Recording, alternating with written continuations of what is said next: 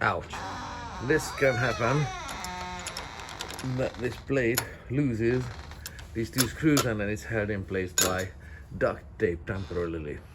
And the lost screws are probably down there. Don't worry about it too much. What you need is this type of a screw. It has to be flathead, number 8 by 32. 32 is the thread pitch, and it has to be ½ inch long.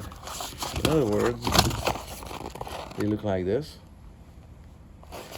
And then just grab a screwdriver